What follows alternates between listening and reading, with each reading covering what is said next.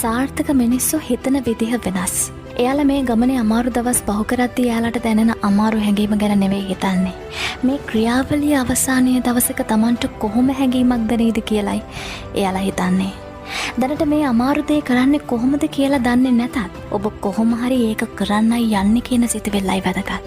ඉතින් අද ඇක්ෂන් එක ගන්න. ඊතුරු හරිය මේ සාර්ථකත්වයේ ක්‍රියාවලිය හරි ලස්සනට ඔබට ගන්නයි. ඔබේ සිහින ගැන ඇහුවම hina යනවා කියලා මිනිස්සු කියයි. ඇයි ඒ? ඒගොල්ලෝ ඒගොල්ලන්ගේ හීන අතහැරපු නිසා. මතක තියාගන්න.